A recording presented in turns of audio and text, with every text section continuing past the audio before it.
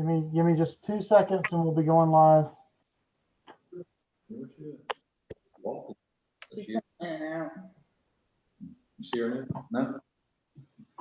Okay, Madam Mayor, the meeting is yours. Thank you. I'd like to call this meeting to order. Please stand for the Pledge of Allegiance. I pledge allegiance to the flag of the United States of America and to the republic for which it stands, One nation. nation, under God, indivisible, with liberty and justice for all.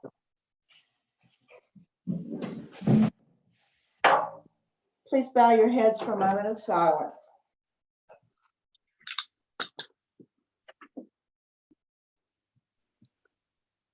Thank you. At this point, Council, do we have any items to add or to delete from the current agenda? Madam Mayor, I would like to add the approval and sealing of the closed session minutes from the May 13th meeting. Thank you, Martha. Noted. Any other changes? Yes, Mayor, I would like to pull item 2E from the agenda, consent agenda. And I would like to add item K, approval of cash advances, and add item L, acceptance of big donation. Okay. And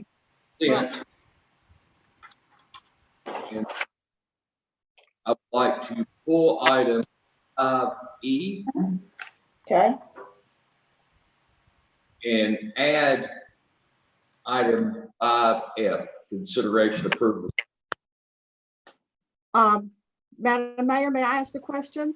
Yes, ma'am. Since we are pulling the resolution for Sedgeville Women's Club, could we pull that and put it on the regular agenda to discuss briefly? We can. The reason that I asked for it to be pulled from the agenda was to check some of the verbiage and data that was included in that. Mm-hmm. If you want to discuss that, we can, or we can just move it to the June meeting when we have a chance to review the information included in that. Okay, thank you, ma'am.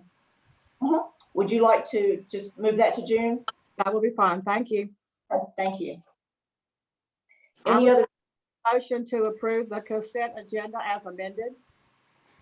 Second. All in favor? Aye. Aye. And can I say one more thing, Madam Mayor? Ma'am. Happy Public Works Weeks, and thank you to all our public service guys. We certainly appreciate you. Here, here. Thank you. Okay, now I'd like a motion to approve the consent agenda with the changes. That's, I did. We approved the agenda. Well, I approve the consent agenda as amended. I second. All in favor? Aye. Any opposed? Thank you. Katie, do we have any public comments? Yes, Madam Mayor. Robert Kuhn at 200 Hidden Ridge Drive states, I think the PUD ordinance can be a useful tool to manage the development of large tracts of land in Jamestown, especially the Johnson Farm. It should be as strong and tightly written as possible to help promote high quality development. To that end, I've reviewed several similar ordinances from small to mid-sized towns across North Carolina and clauses that could be beneficial additions to the Jamestown ordinance. One concern with development the size of the Johnson Farm is that it is huge. Respect to the town staff, but managing the zoning process for a project this size would tax the staff of a much larger city. Due to the long-term impact that development of the farm will have, it's important that the town provide the resources needed to ensure we get the end result that we all want. Please include a provision that would allow the planning board to hire a certified engineer and/or planning consultant to provide expertise and additional perspective. Having outside experience perspective should help us get a development agreement we're all comfortable with. Another concern people have is what the mix is in a mixed-use development. Two provisions worth considering. Outline what the maximum percentage each type of land use can be in a PUD. For example, detached single-family residential is unlimited, but commercial, office, and retail maxes out at 15% of the overall development. Also require a minimum of percentage of the overall development be used for recreation and/or usable open space. A concern that has been raised about the development plan is having apartments right up against Guilford College Road. The ordinance should outline perimeter setback requirements, which could help alleviate the issue. While the newest proposal has a nod towards smaller, light commercial or retail operations, the ordinance should outline permissible non-residential uses within a PUD. One thing I learned reading the various ordinances is that many are much more detailed than Jamestown's LDO. The more specific the Jamestown PUD ordinance is, the better control the town can have over the end results. I hope that you will seriously consider adding some variation of all these clauses to the proposed PUD ordinance for Jamestown. Should you want samples of these clauses from other North Carolina towns, I will be glad to provide them. The second one is from Bob Batista at 109 Channel Cove Court. A couple of months ago, I, along with another town resident, spoke at the council meeting about our concerns with the garbage bags being torn apart by crows and strewn through our neighborhoods carried with the wind. Today, I called the city hall for an update and was told that there is no money appropriated for garbage cans, as the expense, including equipment, would be too costly. In 2013, residents voted for a cost increase from $7 to $10 per month to add recycling pickup one time per week with cans provided. This small increase was the result of outsourcing the service. Is it possible to outsource the trash pickup as well for an additional monthly fee? I'm confident that the majority of our residents would be in favor of this in order to remove the blight to our communities every trash day. I also think most would also agree to a single trash day instead of twice a week to minimize the cost. Since we added recycling pickup one time per week, we are still getting trash pickup twice per week, though the majority of waste now goes to recycling. I know the town council's monthly meeting is tonight through virtually rather than in person, though virtually rather in person. Please address my concerns and comments. The situation has gone on far too long and we need to find a way to resolve it, as most all of our surrounding communities have. And that's all. Thank you, Katie. Could you put a couple of those letters in our box? Yes, ma'am. Thank you. Great. Matthew, open the public hearing for us, please. Yes, ma'am, Madam Mayor. At this time, I would like to suggest that we move to continue that public hearing until the June 16th regular meeting date without further advertisement. I would make that motion to continue the public hearing to the June meeting. Second. Notice at the Civic Center. Second. All Aye. Aye. all opposed? Thank you. And Ken, A little hearing. Lynn, I'm having a little bit of trouble hearing, so I'm sorry if I'm stepping on you. okay, no problem. Kenny, would you like to open the public hearing on the operation of water and wastewater systems? Yes, like to open the public hearing on the text amendment to the water and sewer ordinance. And I would like to continue this public hearing for the June 16th meeting. Do I have a motion? I would certainly move to continue that public hearing to the June 16th meeting without further advertisement. Second. All in favor? Aye. Aye. All opposed? Katie, can you see Lawrence so that you're getting his vote? Can I see who? Lawrence, he's not on speaker and I can't hear him. Oh. I'm sitting. Yeah, about he's, 8 feet away I from him. have it. Okay, thank you. Okay, moving on to new business. Dr. Clark, we'd like to hear from you. All right, great. All right, I guess I'm unmuted, so here I am. All right, well, first of all, I'd just like to introduce myself. My name is Tony Clark. I'm the new president at Guilford Technical Community College. Been here about 7 months. 2 or 3 of those have been under stay at home, but still, I've been here. And we've been working hard during those times. So appreciate meeting everyone virtually, and looking forward to the day when I can meet you all personally and get to know you and continue working with the town of Jamestown. What I like to spend a little time introducing you to is a bond referendum that the college has put together and has proposed to the county commissioners.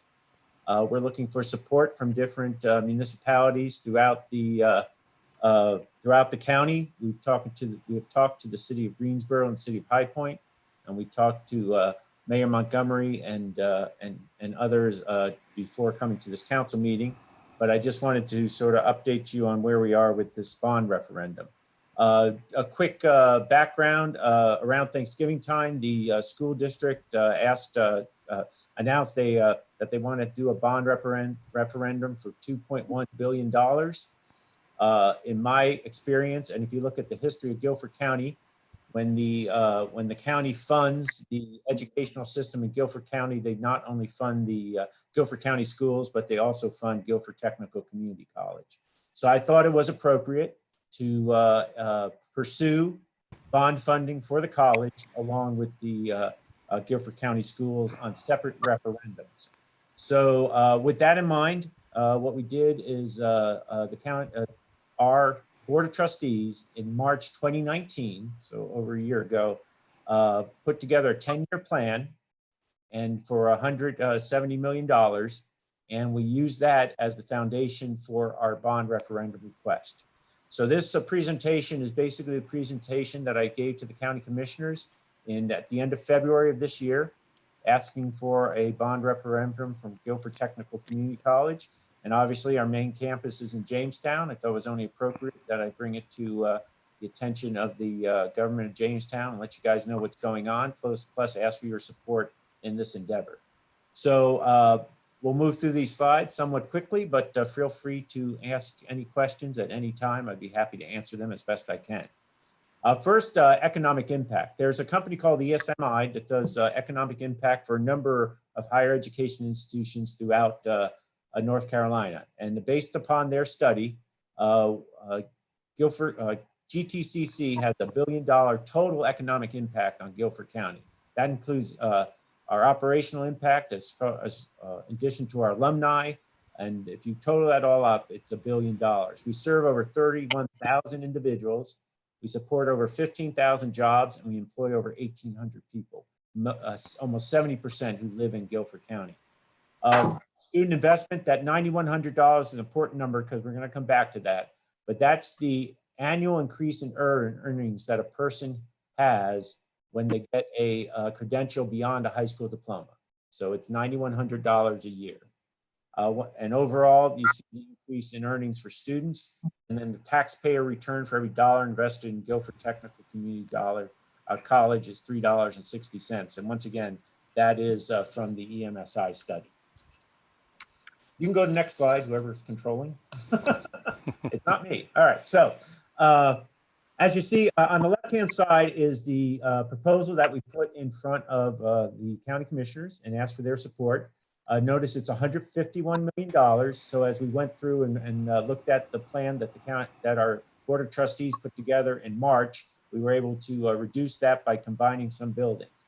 But so when presented to the county commissioners in February, it was $151 million.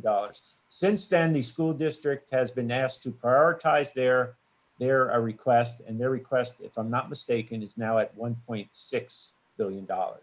So we also went and prioritized our request, and that's what's highlighted in yellow, and that totals up to $86 million.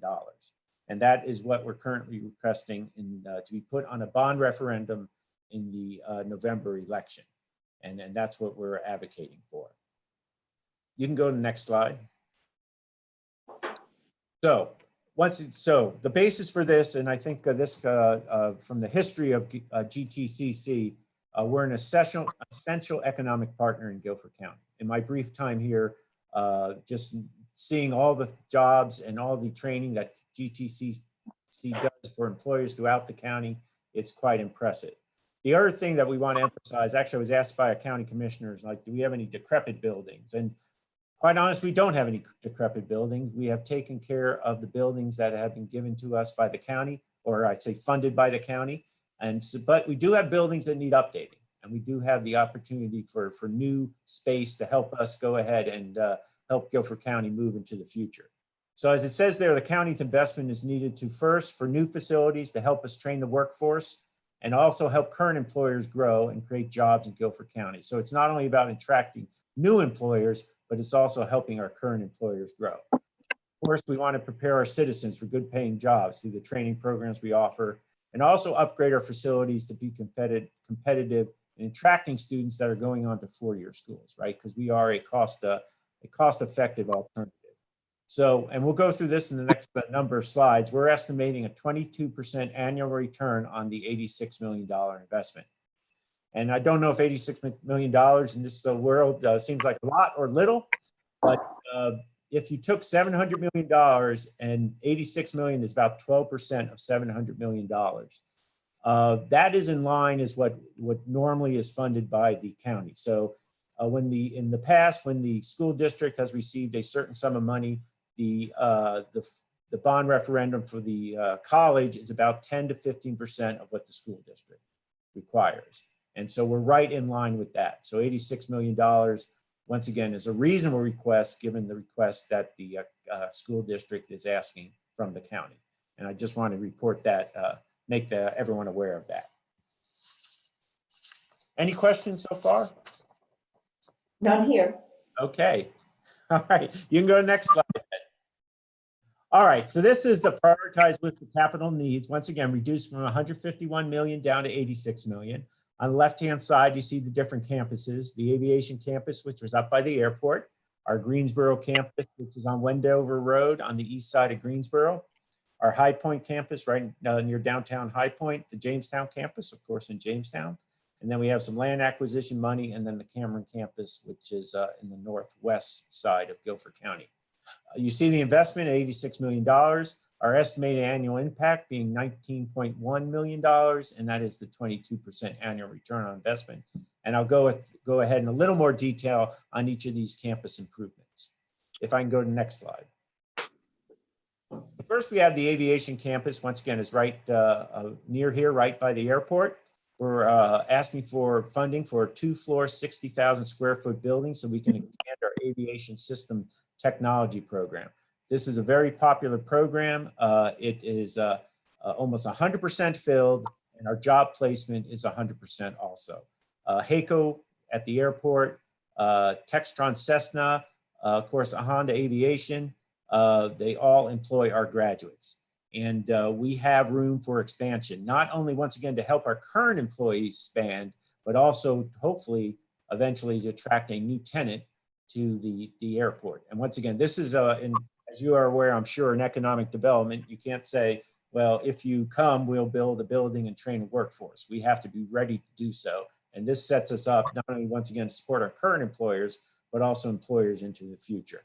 And as you see there, the total investment being $18.2 million. What we've done is we estimate that we can add 130 jobs. Once again, that's with current employers, and even more if we attract a new employer. The average salary is $43,500. That's where the $5.6 million come from. And that's a 31% annual return on investment. And that's sort of the logic we used in these calculations moving forward. But for the Aviation campus, it turns out to be, we estimate a 31% annual return on investment. Okay, you go to the next slide. The Greensboro campus, and once again, this is on the east side of Greensboro, the Wendover campus. There we're going to be starting a commercial truck driver training program. We're asking for money to build a truck driver training pad and storage facility. Right now, we're basically, we're gonna rope off part of our parking lot to help us get started. It's a new program. We estimated the site and the building is about $2.5 million. We're estimating that we can do at least 120 jobs per year from this program with an average starting salary of $40,000. And that's where the $4.8 million comes from for 192% annual return on investment. This probably is the biggest return on investment. If you see on the upper right-hand side, the red area in the map, that is where the truck driver training facility would go along with the driving pad. We already own that land. That is college land. So we don't need to purchase the land. We just need to be able to build the facility in order to provide this training. And we're looking forward to doing that. You go to the next slide, please. The next one is the High Point campus, and this is a 3-story, 55,000 square foot facility. If you look on the map on the right-hand side, that is the red area, and the green areas on the other each side are parking spaces. Basically, what we're looking to do here is add new instructional space. The 2 yellow buildings we would actually remove from the campus and create a green space and gathering space for students. But within this new building, we'd be able to provide a better instructional space, more flexible instructional space with better technology. Also, as an added bonus, this would also be where we would relocate the GTCC High Point Early Middle College. So it actually benefit Guilford County Schools also, because we would put the early middle college in this new building. The other thing this would do is allow us to consolidate student services to increase customer satisfaction.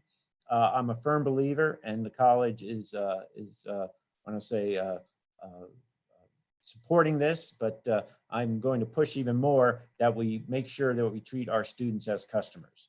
Now, in the classroom, it's academic experience, that's a little different, but everywhere else they're customers, and we are in a competitive environment. So we have to provide excellent customer service, and part of that stems from your facility.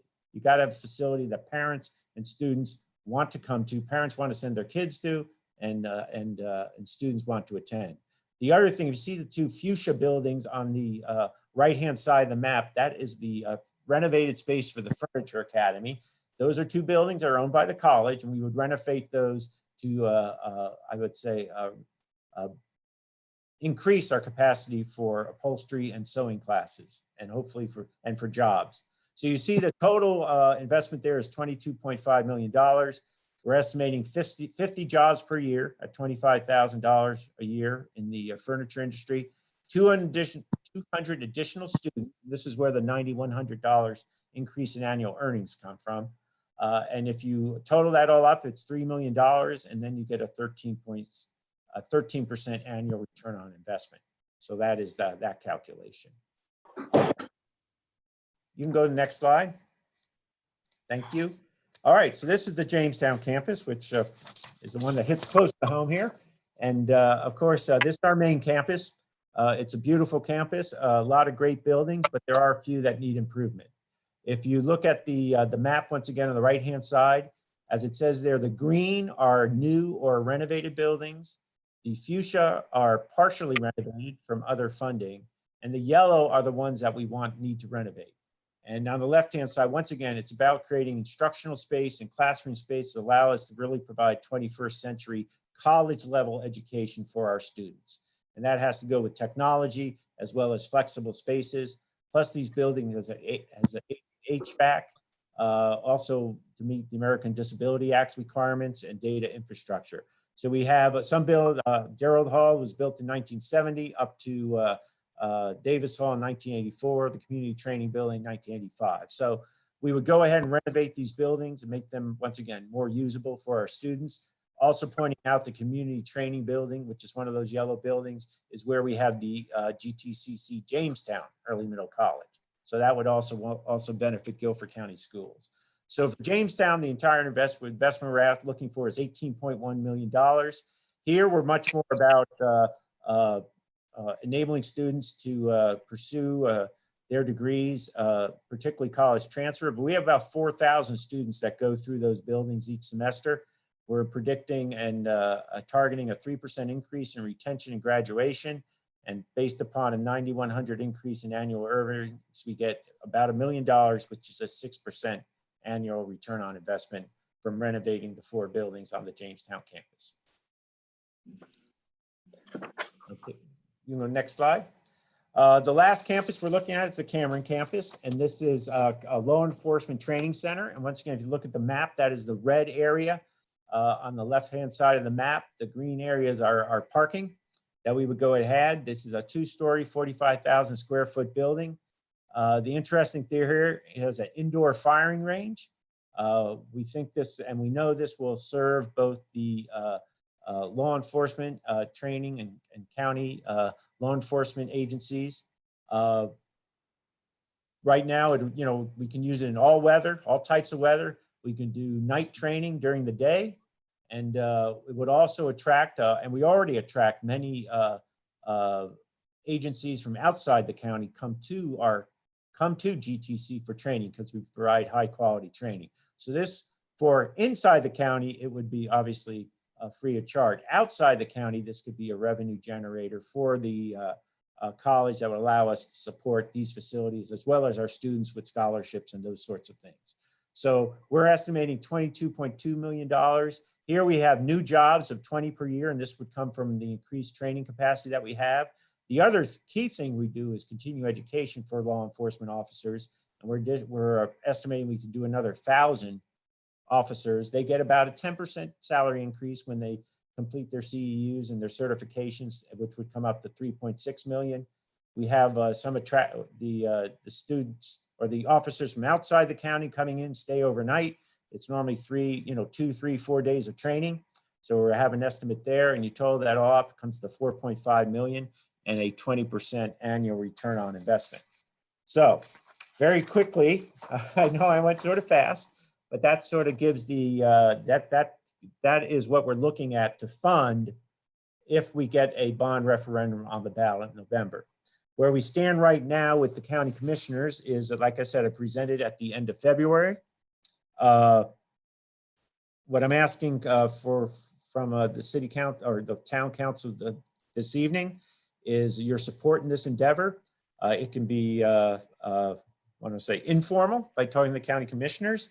A resolution of support would be welcome too. I will tell you on June 18th, our Board of Trustees is going to do a resolution of support for this. So our Board of Trustees will do that on June 18th. I know that county schools are presenting to the county commissioners on May 21st. So I'm planning to try to get in the front of the county commissioners in June. And that's sort of where we stand right now. So, but I thought I wanted to get in front of the town council because obviously our main campus is in Jamestown. I wanted to reach out to you guys and sort of introduce myself. Of course, that's what I sort of did with the county commissioners. I sort of, hi, I'm Tony Clark. I'm asking for $151 million. So a little bit, I'm not asking you guys for that. So that's a good thing. But I am asking for your support, but how that manifests itself, obviously being new to the county and new to the inner workings of the county, I am open to whatever course of action you guys feel appropriate at this time, if any. And I'd be more than happy to come back and update you after our board does their resolution of support or after I talk to the county commissioners again. But I'm open to answer any questions that you might have about the bond referendum or anything about the college. And once again, just personally glad to be here in Jamestown, North Carolina. I know the college is proud to be in Jamestown. Thank you, Dr. Clark. Council, do you have any questions for Dr. Clark? I really appreciate him coming out and welcome. Thank you very much. Appreciate that. I guess I would say for full disclosure, I was at the little presentation with the mayor when you gave the same presentation a few weeks ago. And I think I still feel the same way as I did then, is that I want to wait and see what happens with the Guilford County School Bond. Of course, I'm very much in favor of our Guilford schools and the overcrowding, and we need to actually look into the county for actually build for our Guilford County schools. So once we know about that, then it will help us to know about GTCC's bond and so forth. That's my opinion. Agreed. Thank you all. Any other questions at this time? Thank you, Dr. Clark. Well, thank you very much once again. You guys have a great evening, and I will be in touch. Thank you very much. Thank you. Thank you. Take care. Kenny, would you present item B? the consideration for increased minimum wage for town employees. Yes, Mayor, Town Council, at our last meeting, Councilmember Rayburn requested that the town manager increase the minimum wage for full-time employees to $15 an hour beginning immediately. Councilmember Strong further added direction that the staff adjust employees' pay grades accordingly to prevent compression. Staff created a methodology whereby each employee would be treated fairly, compression issues would be avoided, and the minimum full-time employee wage would be elevated from $14 to $15 an hour. The plan you have in front of you basically affects every employee. And the way we did that was a sliding scale. Staff members contacted Archdale and City of Greensboro, and basically they did about the same process we did. But anybody making $14 an hour would have a flat rate increase of $1, so they go to 15. Anybody in our scale making $15 to $17 an hour will get a 75% increase, or 75 cent increase. And anybody making $17 and up, an hour increase.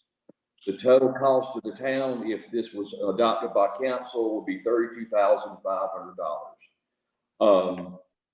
If you just include the non-exempt employees, which would exclude administration and superintendents, so forth, department heads, the cost of the town will be $24,500.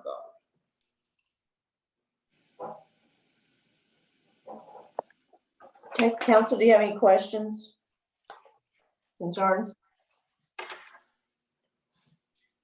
I mean, we were just made aware of the actual dollar total, maybe 2 or 3 hours ago. So, I mean, honestly, I would want more time to really look at that and see. I would be, but my original intent was to focus on the folks making the lowest and bringing them up to 15. So Lawrence made great points about compression and how we needed to move that along.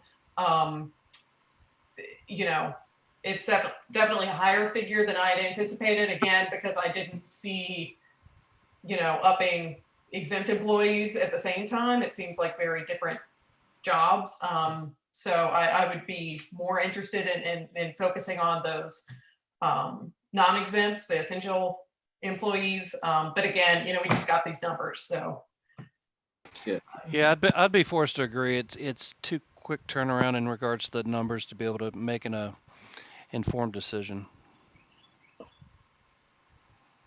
And I do apologize for the late numbers, but what happened, the numbers ended up being larger because that compression was a lot larger than when boosting somebody up $1 an hour. It seemed like the lower 2/3 of the employees, it was more compression than we thought. So if you go in there and start raising those up also, that's what your cost.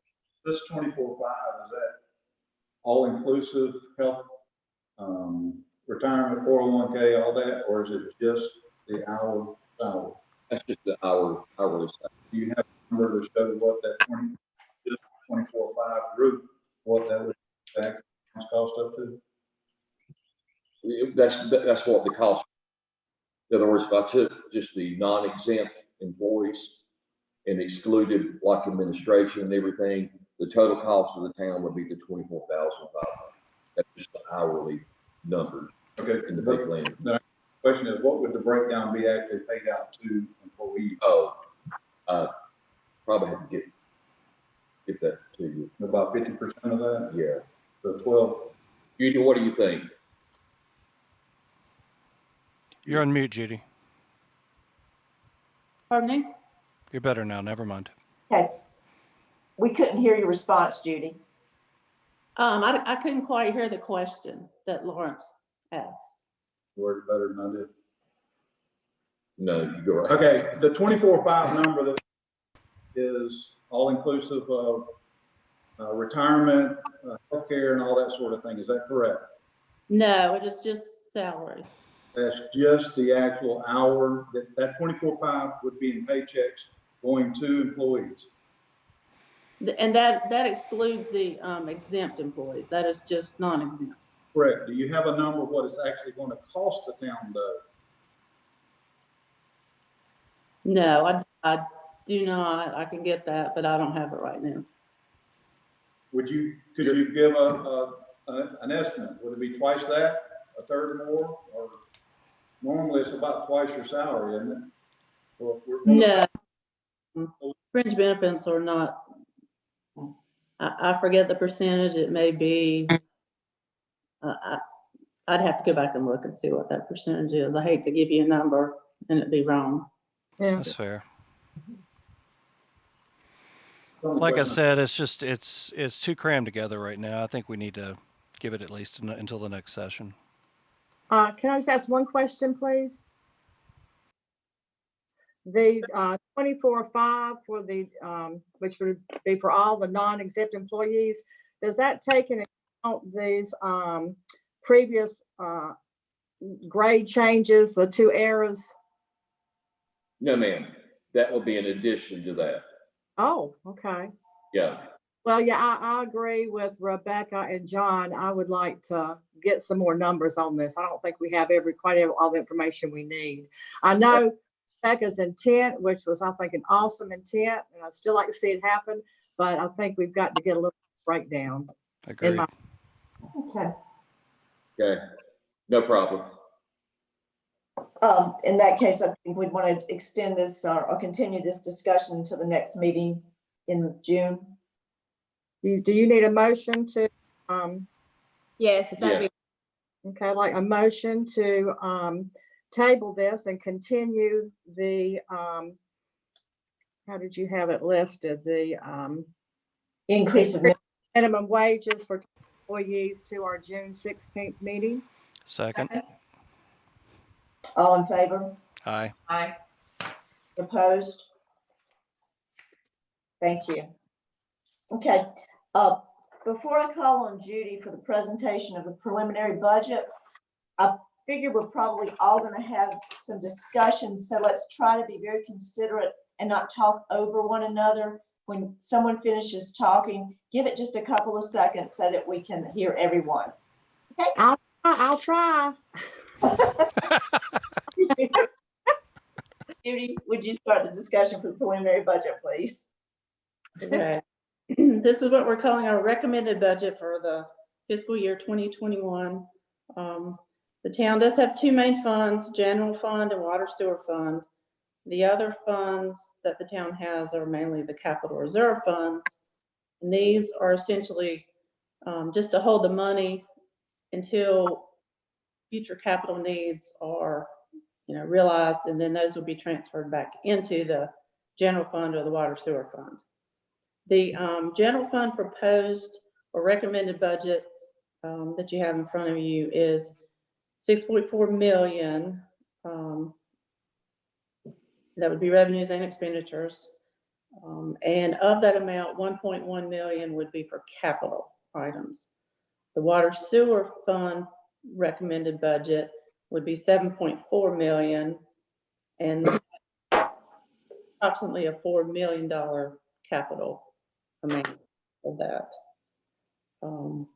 The rates as proposed, as you've seen, the property tax rate would be proposed to be increased from 0.468 per $100 value to 0.493 per $100. This is not due to an increase that the town itself is seeking for town services, but this only has to do with the Pine Cross Central Fire Department, with whom the town contracts for our fire service. They are requesting a 2.5 cent increase from Guilford County commissioners, and thus we would have to pass that along as well.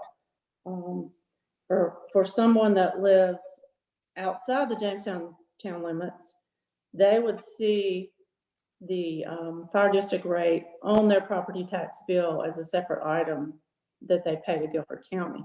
As far as Jamestown, since we contract with Pinecroft Sedgefield, we pass that fire district tax through our tax rate. Thus, that's the 2.5 cent increase that we are proposing to be included with the Jamestown tax rate. We will not know for sure until the Guilford County Commissioners actually approve their budget as to whether or not, the whole 2.5 cents or a portion of it would be approved.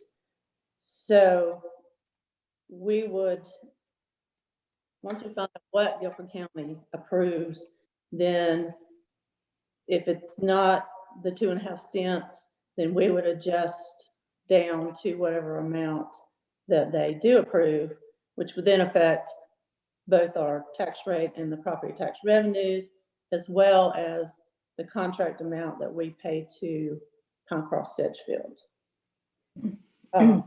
Water sewer rates, we are proposing no change in the water rates.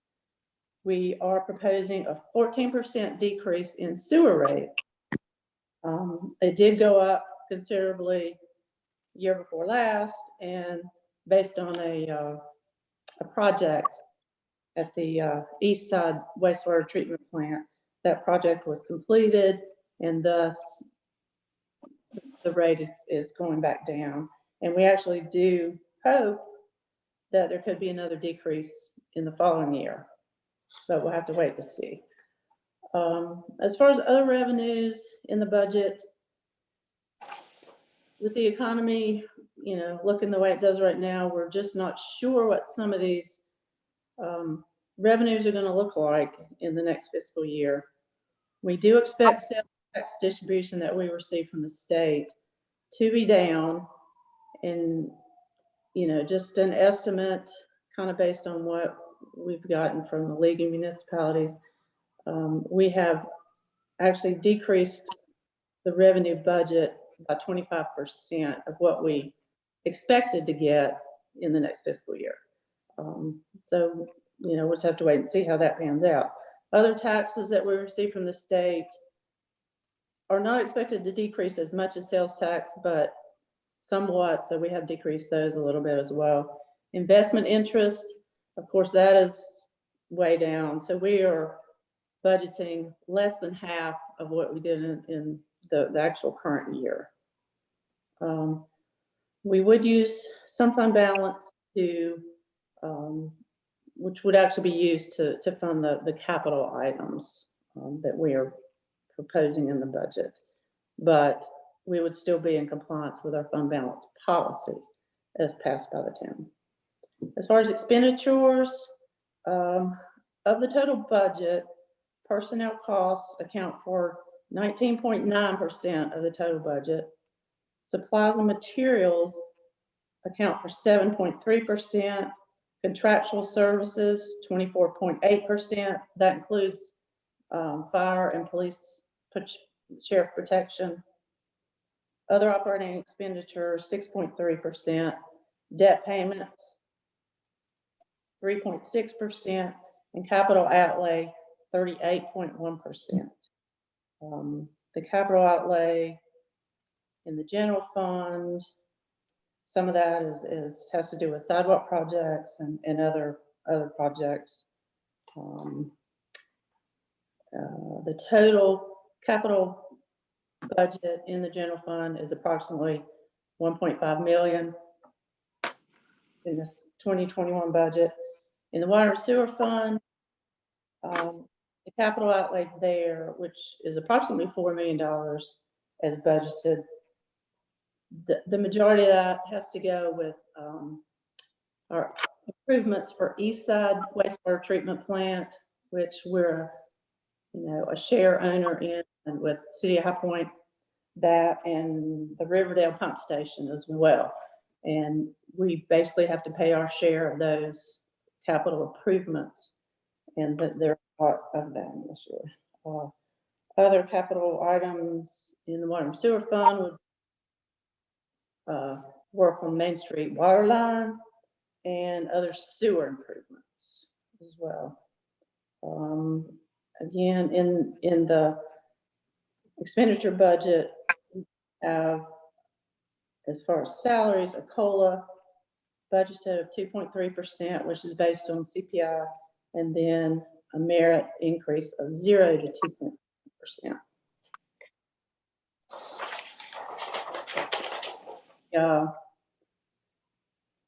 That's kind of what I have for the regular budget. The capital improvement program, which is we do a kind of an estimate of an anticipated capital items for 5 years and then beyond 5 years. And these are kind of prioritized by must do items, should do items, and could do items, which are based on whether safety, legal mandates, and whether it's a new or replacement item. The current projects that are listed on the CIP total for the 2021 year, 1.5 million in the general fund and 4 million in the water sewer fund. The budget information as it exists currently will be posted on the website after tonight. And then we are supposed to have it available at Town Hall. We may, since Town Hall is currently closed to visitors, we may post something outside the front door, or we could, provide something that somebody wanted to pick up. We'll work on that. So that's kind of a summary of the budget as it stands, and I'll be glad to answer whatever questions you have.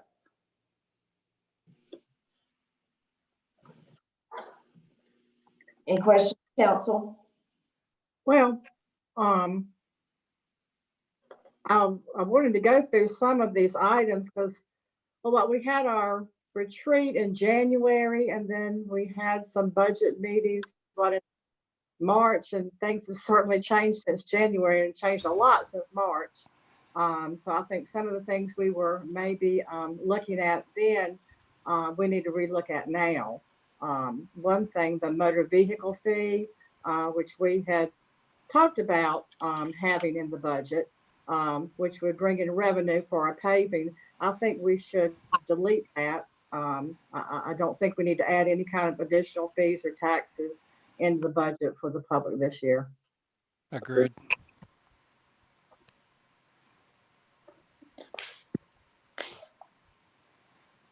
I think we successfully talked over each other in spite of ourselves. All I said was agree. Sorry. Okay. I don't know about Rebecca and Lawrence. I didn't hear them. I could not agree anymore. Okay. I made it known at the retreat and the You budget. did. Yeah. And Rebecca? I'm not against it across the board, but I agree for this year. For this year, yeah. We can look at it later down the road if need be. It'll still be there. Yeah. Council, and I totally understand, but probably some of the affected revenues would probably be the Powell Bill Fund. That may totally go away. So sort of keep that in mind as we start losing revenues. And if you recall, that was for the street paving projects here in town, which we're already behind on. But we have had conversations that the Powell Bill money may go away due to revenue shortfalls. I just want to let you know that. I am aware, but I think for this year, we need to not approve that tax. Kenny, what is the total that we stand to lose from Powell Bill funds? It's around 100,000 a year. Okay, and the $30 per vehicle fee is expected to generate what? Judy, do you have that number? Was it 100? Well, it's 90,000 in the budget. A budgeted 90,000. The expected amount, if it were all collected, would be 110,000. Just based on the number of vehicles, the latest number that we had. And when will we know about PAL funding? PAL bill funding? Not sure. They haven't really given us anything. I think everybody at the state level is trying to figure things out. They're going through the weeds to figure out what can they reduce. Hopefully we'll get some information from the League of Municipalities pretty soon on that. And once we do, I'll sure let council know about it as soon as we get something. Kenny, quick question for you. When's the last time we had an update about the Powell bill? How long's it been? An update, when you get your budget, you're updated every month on it in your package. Right. That's what, John, I'm not sure.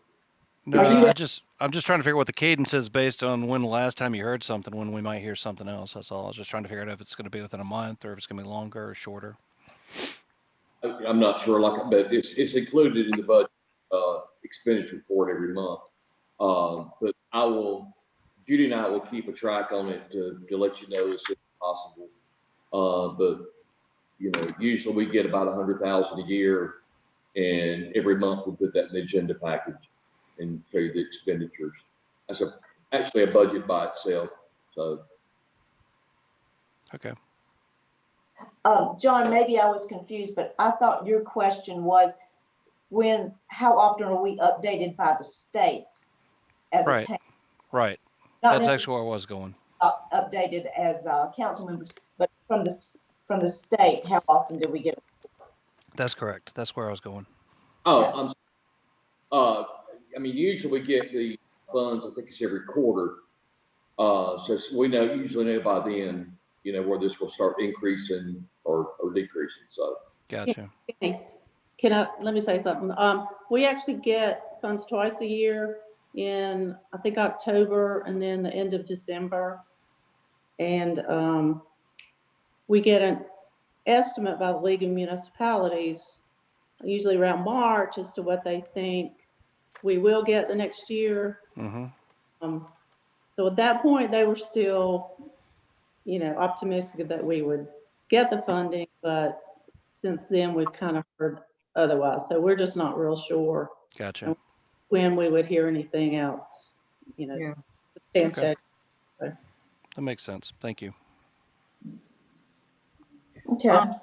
All that being said, I still am not in favor of putting that motor vehicle tax in for this budget year. Agreed. I think we have agreement in the council for that. Yes. Okay. I noticed where we had talked about the planning position for half of the year, and anticipation of development, which again, I think we're all in that boat of that we don't know. We think things will still turn around when they start opening up, but we don't know how quickly. I was just going to say, I would still be okay keeping that in the budget, but ask that the town manager freeze that position and not fill it until council is advised or, ask about the filling of it at that time. I agree with that.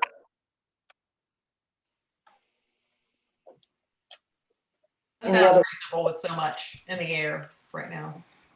I was about to say current state. Yeah, it's probably just as well to, take a breather on it, see where we're at in 3 to 6 months. So at this point, we'd like to keep that in the budget. Keep it in the budget, but just freeze the position. Okay. My other comments they sort of go together, I think.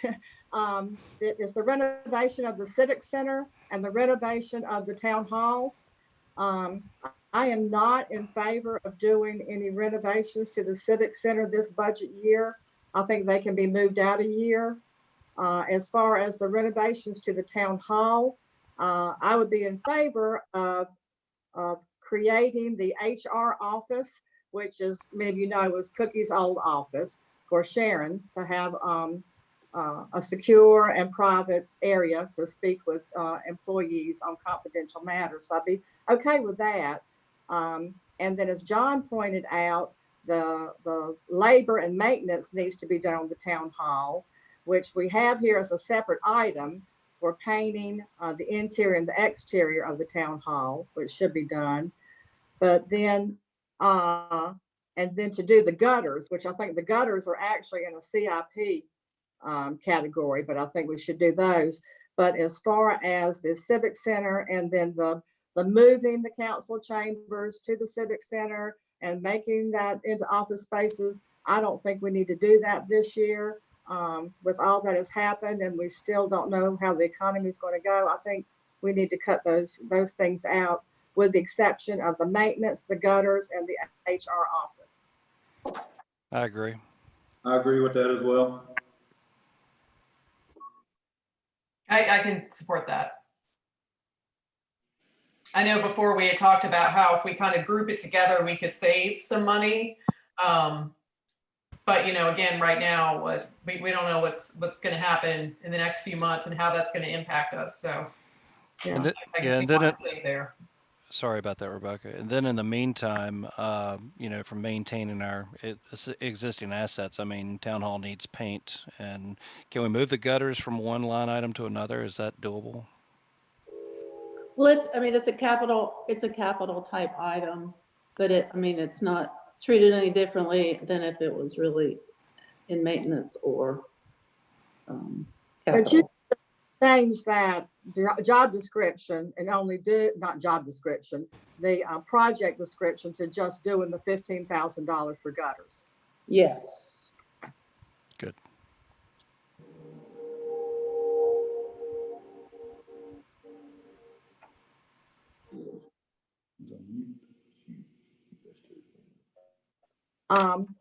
I believe Lawrence went and investigated or inspected the seal coating of the parking area at the soccer field with some of the staff. And Lawrence, you want to give your opinion of that? Yeah, there are roads out there that got a lot more cracks than that parking lot does. Parking lot, does not need to be paved or seal coated. If you come to town hall and you look at the seal coating that was done behind us, we have 1-inch cracks back here that weren't sealed or filled in, but we've got seal coat on them that still got a 1-inch crack. So those are just going to push up and push out when they start freezing as well. So I don't know why we would just throw some tar on the top of it all, but not fill the cracks. I don't know where that is advantageous to us. But yeah, the ball field parking lot, I wouldn't spend that money, not now. And if we're going to spend money on those other parking lots that are at the golf course and the shelters, I think we need to assess how they actually do it better. Again, if you guys come out and take a look at the back parking lot here and look at what was done, there's still huge cracks out there. So, Well, any questions that I saw? I was going to say then, so with looking at the CIP project detail forms we looked at before, it looks like this $12,500 for seal coat, the soccer field should be moved out a year.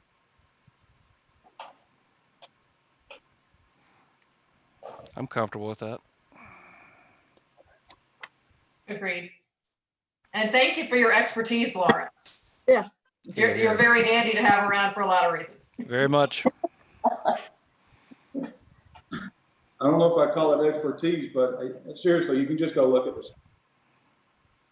It's very common sense if you just look at it and see what needs to be done, what was done, and what we paid for. You know, I'm not the expert in what it should be or what was quoted and how it should turn out afterwards, but those cracks are just back up in our back parking, in my opinion. Do we have a punch list on that job?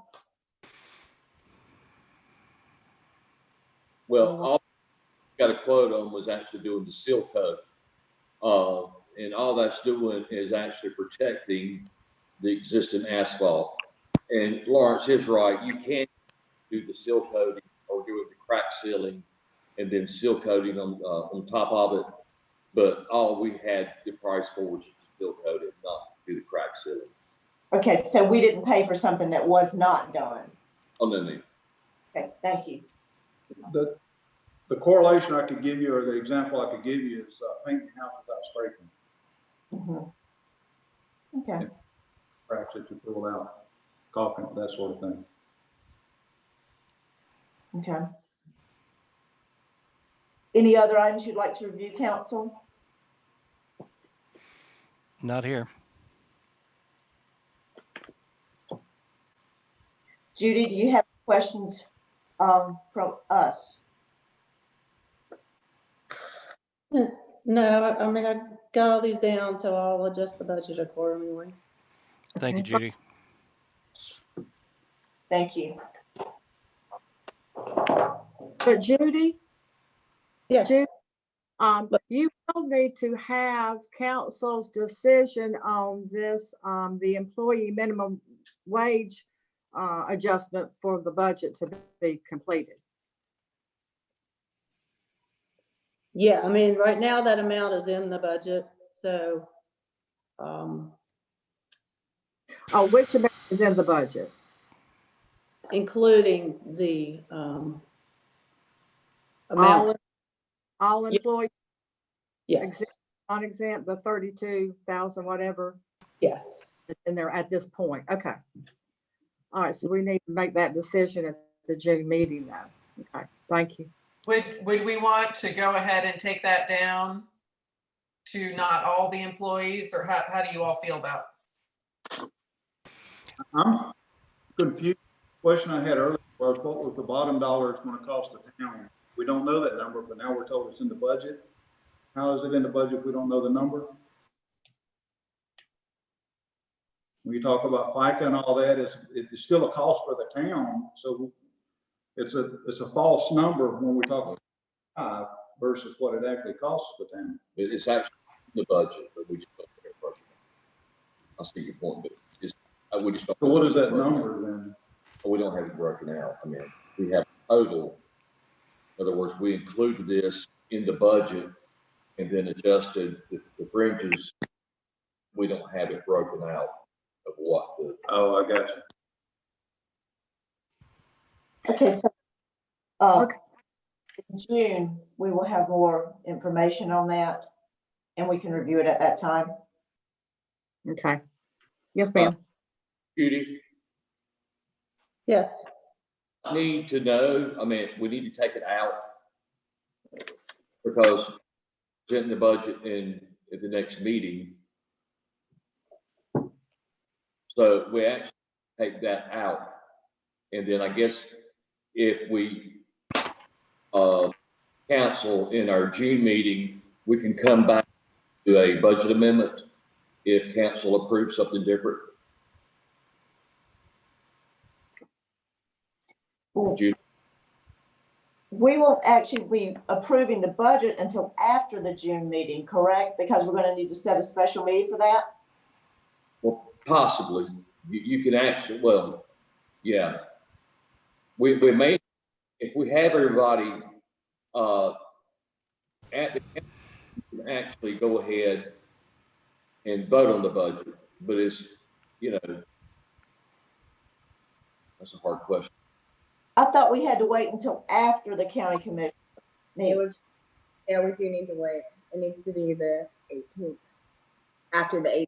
After the 18th, okay. And our meeting's on the 16th, so they will have to do a special meeting. Okay. Regardless. So that, yes, Mayor, that may work out that we motion by then. So you could leave right now, and then after the June meeting, we will make a decision whether or not to keep it in. Yes. Acceptable? Can we not get within the next week or so? Is it going to take 30 days for us to get that number? no, I can give you the numbers. I can figure it out and have it this week. For the pay raise thing. What was that Week. this week? Okay. Thank you. Just so we won't be having this discussion that night, so. Correct. Any other discussion on the budget right now? Not for me. No, ma'am. Okay, and Judy, just let us know if you have any questions with what we've discussed this evening. This time we need to request to set a date for the special town council meeting, which needs to be after June 18th, when the Guilford County Commissioners meet, so that, and adopt their budget, so we know exactly where we're gonna be with the fire department. Well, do you want to do it on the June 23rd and keeping with the Tuesday night? Works for me. Is that acceptable for all? I'll do it. Rebecca, is that okay with you? Yes. Well, I would make a motion then to set a special town council meeting on June the 23rd at 6:30. Is that gonna be in the Civic Center? Yes. Okay. Quick question on that. If the city creates such a problem with audio, can we not do this out at the golf course in one of the meeting rooms? As long as you can keep your distancing, we'll look at it. Well, we got and see. plenty of room out there, and I think 10 or 12 of us, so. The conversation is always that there's bad audio out there, but we've got a $1 million+ building out there as far as what it costs us to put out there. Why not utilize it? Just throwing it out. Okay. We can look at that as an option, because we have had our budget meetings out there before. We have the mandatory distance issue now, but I agree, you know, we do have the space there. I think so. Yeah. Okay. Kenny, Katie, you can let us know where we will meet. Well, we need to make that motion. Yeah. Actually, where and We need- when. Where at this point? Yeah, we'll need to the location now during the motion. Martha's motion. Have it in the Civic Center. Yes. Travis? Lawrence seconded the motion. All in favor? Aye. All opposed? Thank you. Okay. And Judy, would you now present the approval of the audit contract? No, fiscal year 17-18, the town selected Dixon Hughes Goodman as our auditor for 3 years. This year, ending June 2020, is the 3rd year of that auditor contract. The fee for the audit as proposed this year is the same as last year. It is $22,200. However, in addition to that, we will have to have what is called a single audit, which is required due to federal and state grants that we will receive in reimbursement for the East Fork and East Main Street sidewalk projects. The rule is any federal expenditures greater than $750,000 must have a single audit performed. The fees is quoted by Dixon Hughes. So they quoted $4,800 for the first, which is called a major program, the East Fork sidewalk, and then $1,750 for the second program, the East Main Street sidewalk. So the total for the single audit would be $6,550. So we're requesting approval of the 1920 audit contract, which includes the single audit. So the total fee would be $28,750.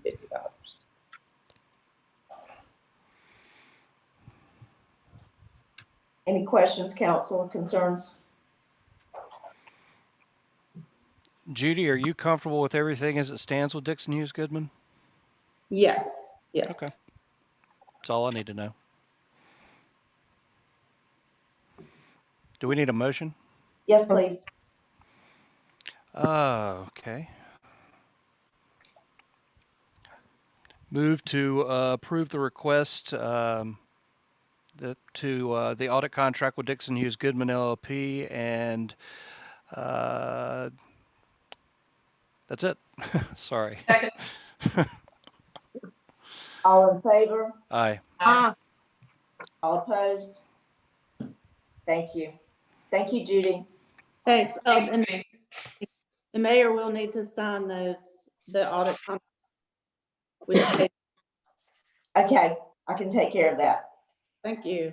And I apologize. I need a bigger font on my computer screen. Okay, Kenny, would you like to discuss anything on your manager's report?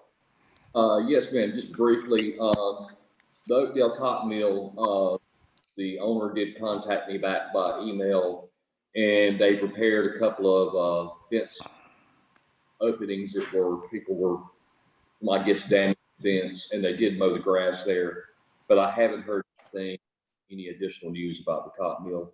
And Paul, if you're still there, I guess you give a quick update on the sidewalks, if you don't mind. All right. Well, I had the report in my abstract. Generally on Main Street, they're still backfilling curb. They've done most of the north side of the road. They're still installing curb.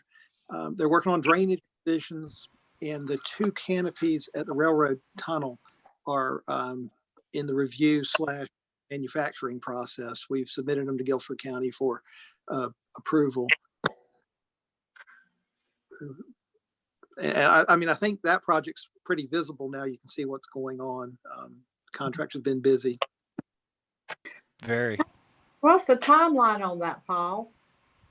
So far as the total contract time, I believe it would be the end of September is the total time they have allowed. I don't believe they'll take that long if they continue to stay on it as they have, because we had a pretty mild winter, and they got a lot of the underground done, and they've done their submittals. We're waiting on information or waiting on the go ahead from the railroad with that revision, but we haven't got any negative from them either. But that hasn't started yet.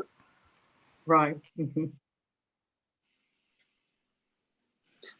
Of course, and I'd also had the report for the East Fork pedestrian bridge.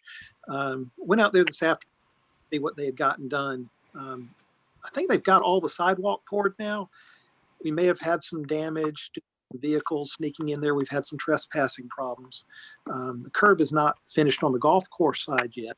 The 2 big outstanding items are they haven't put in any of the guardrail replacements, and the handrail submittals are in review by DOT. I think that's going to be a limiting factor schedule-wise, is getting the handrails approved, manufactured, and installed. But the contractor's done I feel like they've done a great job with that project once we got started. They've tied in the Piedmont Environmental direction where we had to change the slope. I think that's looking good, and they've done a good job with the environmental issues with some storm drainage and grading and erosion control. Well, you know, what worries me is that about the handrails being under review with DOT. That's worrisome, very worrisome. Yeah, it is. And especially with, I'm gonna give a little report later on that I received from TAC about the furloughs of all the employees at DOT. It's really bad, really bad. So if any way we can help you with that handrail review, please let us know. Okay, I certainly will. And they submitted a product that was not on the DOT approved list. We're trying to get conditional approval. I don't know if they'll get it, but DOT needs to make a decision so we can move on to an approved item. Could they resubmit a product that is approved? Would that help? Yeah, yes, that's what we want them to do. Well, that sounds like the thing to do to me. Call me crazy, but good idea. Where was sense in that decision? Where was the lack of common sense in the decision not to use something? I assume it was a financial decision. Yeah. Comes down to money as always. Mm-hmm.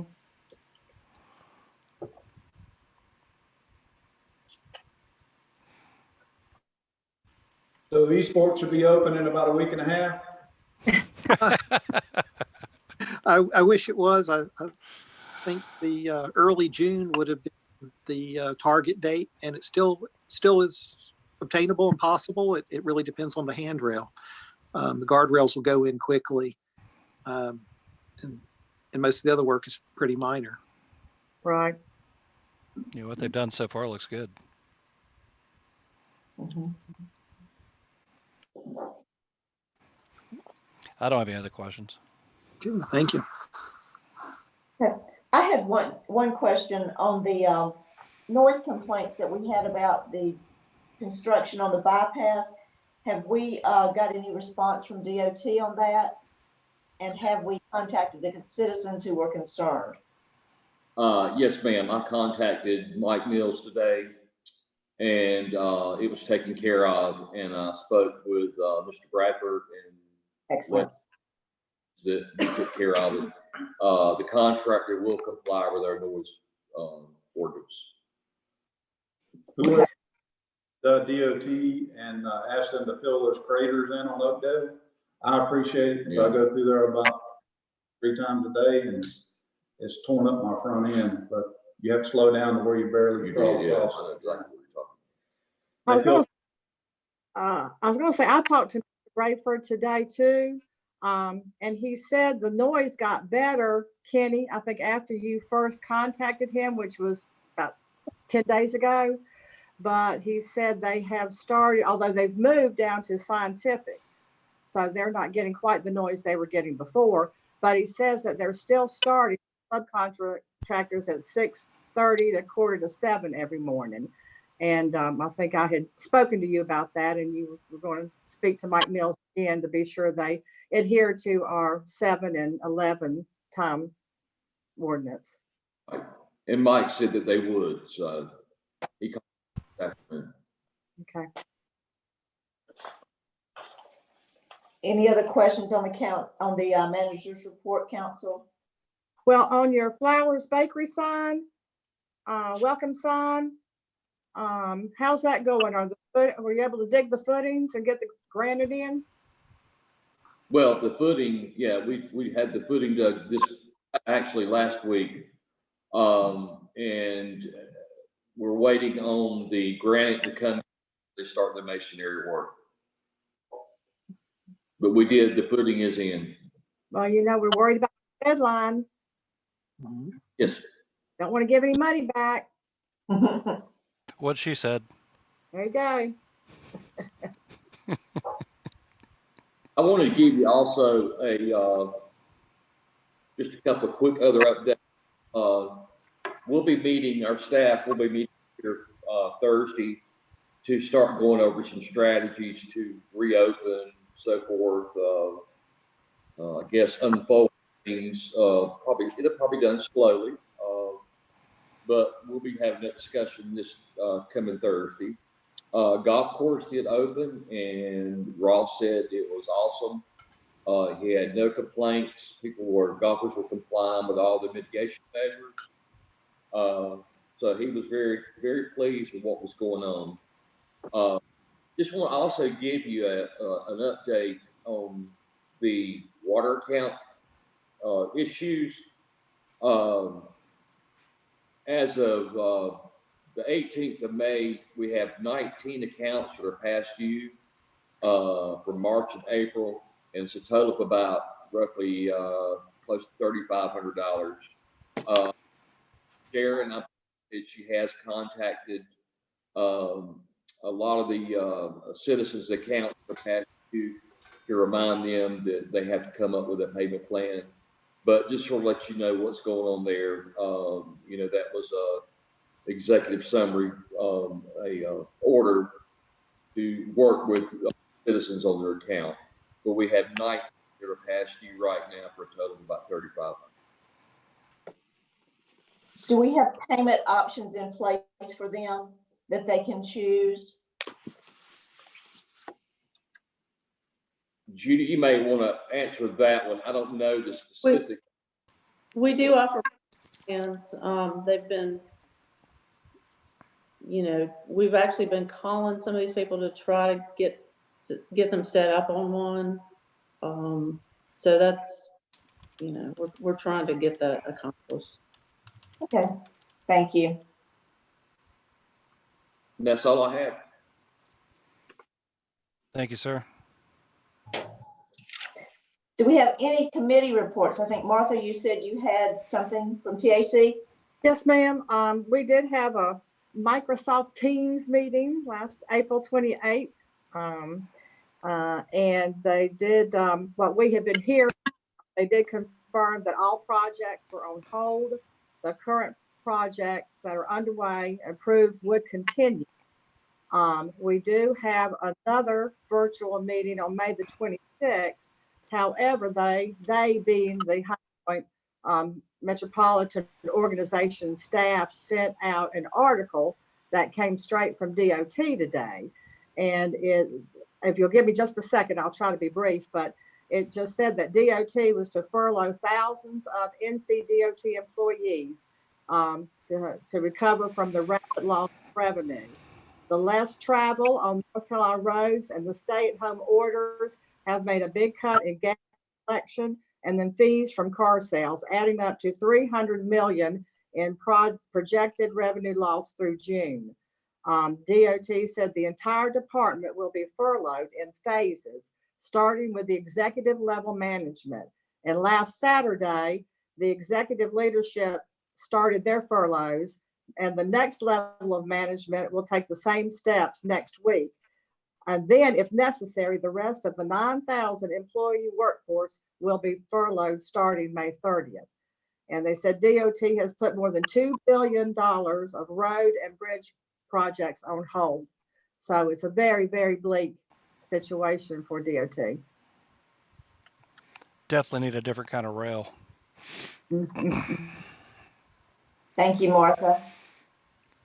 Are there any other reports? I was just going to say, many of you have seen that the Comp Plan Steering Committee, they have extended the survey until June the 15th. So please, and Matthew has gotten a banner to go on the banner. We had to really spell it out to please fill out this survey for the future. So if anyone asks, you still got through June the 15th to fill that survey out. And then just have to give another plug for the Complete Count Census Committee. The census people are still out there, and it has been extended through August the 15th. So if you know anybody that hadn't filled out their census, they still got time. You've done such a good job of promoting that. Do you get like a t-shirt or a hat or something? I'm just curious. And you're the one who appointed me or nominated me for it. So. I did do that, didn't I? Sorry. Well, He knew how good you'd be. If I'm around in 2030, the next 10 years, we'll get you to do it. You better be around. I need somebody to keep me in line. I do have an update on the Parks and Rec also. Just real quickly, we had a meeting about a week ago. It was streamed and it's still recorded and on our Town of Jamestown YouTube page. So if anybody wants to go back and check that. Took about an hour. We went through two versions of potential plans. Was it plan A and B or plan 1 and 2, Matt? I don't remember. It was one or the other, but either way, there were two of them. And so long story short is that there were aspects of both plans that have some merit, and there's still some things that are being discussed at length, not the least of which is, the future for the ball fields and things of that nature. But everything else at this point is TBD, except I would just point out that if anybody wants to go back and watch the meeting, it is recorded and it is still there for posterity. Thank you, John. Matthew, I had a question about the mailers that would be going out about the survey. Have they gone out yet? I just made a note to myself to double check with Jason Spangler tomorrow to make sure that they did go out. He does do some timing there to make sure that they don't get incorporated into the weekly junk mail flyers. Okay. So I will update you or have Kenny email you about that. Thank you. Any other committee reports? No, ma'am. Okay. Any other business you would like to address, council? I was wondering about music in the park. Had we already prepaid anyone for that, or what's the status on that? I know everybody looks forward to it. And Sure, I will speak to that. We've canceled the ones up through June. We're still waiting to see what July is going to bring. At Judy's recommendation, it was a brilliant idea. As we reached out to the bands that we had paid deposits on and asked them if they would hold on to the deposit but rebook us for the same time next year. So great. Nice. Got them rebooked so far. We're waiting to see kind of what the rest of the year is going to hold. We have not incurred any other expenditures other than those deposits. Nice, nice. I'd like to say one more time that Judy can never retire. I want to get that out of the way. 20 more years. Come on, Judy. You got it. See, it's recorded. This time it's recorded. So there you go for posterity.